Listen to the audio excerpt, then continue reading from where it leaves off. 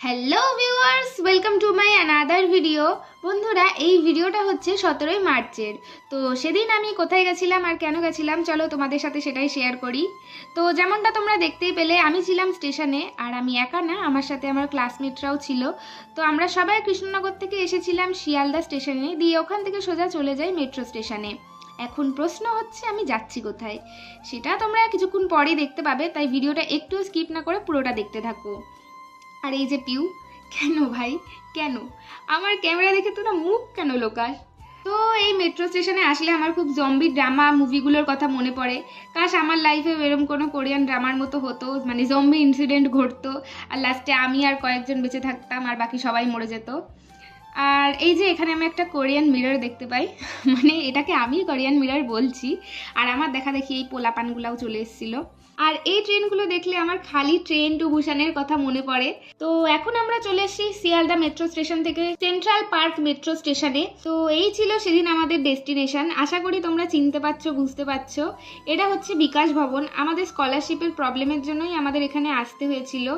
তো এখানে এসে অনেকক্ষণ বসে থাকার পর যখন আমাদের টাইম কাটছিল না, বোর হচ্ছিলাম, তখন আমি পিউকে বলি যে স্নেহা আর রিয়াকে ভিডিও কল করতে।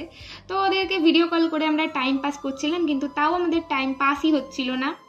তো এইসব অফিসিয়াল কাজ তো আর এত তাড়াতাড়ি হয় না। আর তারপরে আমাদের কাজ ছিল হচ্ছে 9 নম্বর ফ্লোরে। আর ওই গরমের মধ্যে সেদিন ওখানে কোনো ফ্যানের ব্যবস্থাও ছিল না।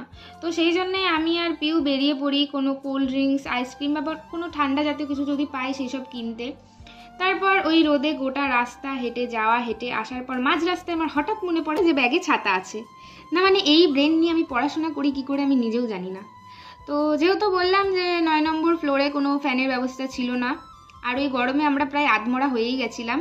তো গ্রাউন্ড ফ্লোরে এসে দেখি দুটো ফ্যান চলছে। তো ব্যাস, যেই ফ্যান দেখলাম অমনি ফ্যানের সামনে দাঁড়িয়ে আধ ঘন্টা হাওয়া খাওয়ার পর বিকাশ ভবন থেকে বেরিয়ে পড়ি। তো এত কিছুর পরেও সেদিন আমাদের যাওয়াটা পুরো বেকার হয়েছিল, কারণ বিকাশ ভবন থেকে আমাদের বলা হয় আমাদের যেটা প্রবলেম সেটা নাকি আমাদের কলেজ থেকেই ঠিক করা যায়, তোমাদের এখানে আসার কোনো দরকারই ছিল না।